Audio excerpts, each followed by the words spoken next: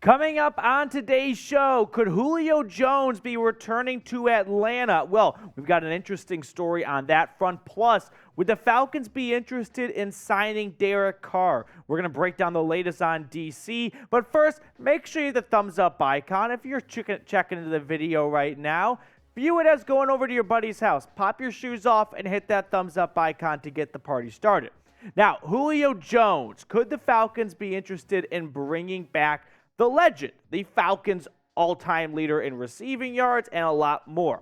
Now, Fansided included signing Julio Jones as a potential move to help Desmond Ridder in his progression. The issue I have with Julio Jones is the issue that everyone has with Julio Jones: availability. He's been limited to just 20 games the last 2 seasons. When he got traded to Tennessee, a lot of people, like myself, thought that was a good deal for the Titans. They moved on after 1 season because he couldn't stay healthy, and ultimately those soft, reoccurring tissue issues just keep coming back to haunt him.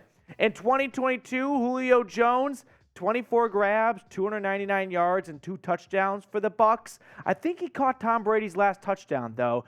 But when you look at what he's done over a wider sample the last 4 seasons, it's a lack of availability. Just 20 games, like I mentioned. You go back to 2019, which sounds weird enough to say out loud, but that was 4 seasons ago. He was great. 1,300 yards and 6 touchdowns in 15 games played. Listen, Julio Jones is an absolute legend, an institution, and a pillar for this organization. But his best days are behind him. That's not anything new. And I think what's best is if they want to sign him to a 1-day contract so he can retire as a Falcon. That's awesome. That I can get behind for sure. But I don't think Julio Jones is actually going to come back, even in a limited role like wide receiver 3 or 4, and really help this team win football games. Am I ever opposed to bringing back Julio? I mean, it'd be fun. Is it actually what's going to help this team get better? Probably not. And ultimately, if you bring him back, it might just kind of bring up, I wouldn't say bring up, but that way he doesn't go out as a Falcon as, a guy who had 100 yards his last season. We can remember him more for the 2019 and 2018 years and not what he's done the last couple of years. But I do want to know what you guys think about this. Who is your all-time favorite Falcons player? Let me know in the comment section. This is the pinned comment, by the way. So if YouTube sticks an ad break when I'm done talking, take advantage of it. Get in the comment section and reply to this pinned comment of who your favorite Falcons player is all time. When it comes to free agent wide receivers, there's not many, and they're not good, in my opinion. I'm not a big Juju Smith-Schuster guy. He got bodied on Twitter. Despite winning the Super Bowl, he came out looking like the loser in that feud. Jakobi Meyers, I think, is probably the best value in terms of where his trajectory has him going and what you could sign him for. Allen Lazard just benefited from having Aaron Rodgers put up back-to-back NFL MVP seasons. DJ Chark has awesome speed. Not opposed. I was about to say something negative. I really don't. And then there's the Falcons' own free agent, Zacchaeus, who I could see them bringing back on the right sort of contract if it's not an overpay. At the end of the day, the Falcons need a legit wide receiver 1 or 2. I think Drake London could be a wide receiver 1, but I kind of think about the Eagles, who went out and traded for A.J. Brown after drafting Devontae Smith in the first round. Why? Because they wanted to get that 1-2 punch. So if the Falcons want to go out and get someone like DeAndre Hopkins or Keenan Allen, right, I think that would probably make that receiver the number 1, but it's really 1 and 1A. But Drake London as a 1 or a 2 is fine by me, but he can't be both. He needs someone else, and the Falcons have to get him another receiver. So what about Jakobi Meyers? I think Jakobi Meyers putting up 800 yards and 6 touchdowns in a Matt Patricia-led offense says everything you need to know about the guy.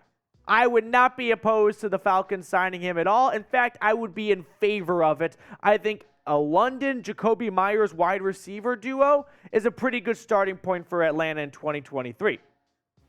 Now, next up, I want to talk about Derek Carr. A couple teams have been rumored to be interested in him, and we've detailed that on the show before, including the New Orleans Saints. But would the Falcons make sense to go out and get Derek Carr? We spent a lot of time and energy talking about Lamar Jackson. Let's take a little break from that and let's talk about DC. Now, first, we are in a sub battle with our Saints channel here at Chat Sports. So if you hate the Saints, as Saints host Trace Gerard gives me the side eye right now, help us out. Subscribe. We've got some work to do, but we have definitely closed the gap over the last month or so. So let's keep the momentum rolling. Sub if you hate the guys down in the Big Easy. Now, Derek Carr. He is a free agent, and he can sign with any team at any time. That's right. He could sign before NFL free agency in the new league year officially starts because he was released by the Las Vegas Raiders. So would it make sense for Atlanta to go out and sign Derek Carr? He's had visits with the Saints and the Jets. I've heard some interest from the Panthers. So it seems like all NFC South teams, which are all QB-needy teams for the most part, are checking in on number 4. Now, I did see this interesting Falcons mailbag from the team website, and the team reporter Scott Blair was asked about Derek Carr. Here's what he said. I wouldn't have traded for him, but I would consider signing him. A few things on that prospect, though. Carr won't come cheap. You'd be headed for an upper-tier price point for a quarterback, and you'd be bringing him in as an unquestioned starter. Full stop. Is it worth it? Or do you go with someone on a rookie deal and build up the team around him? Carr's market value isn't known at this time. The Saints and Panthers reportedly have interest, and there will be competition for his services. You in on a possible bidding war with the division rivals, kind of like Deshaun Watson. Now, Derek Carr, the last 4 seasons, when you look at his stats, he is sort of like Kirk Cousins, the king of blind quarterback resume. You probably wouldn't think in 2021 Derek Carr was the guy who threw for 4,800 yards, 23 touchdowns, and just 14 interceptions. And in 2020, over 4,000 yards, even better to touchdown to interception ratio. At the end of the day, though, I'm just not a big Derek Carr guy. I've just never been a big fan of Derek Carr. Why? He's been in Vegas for a while.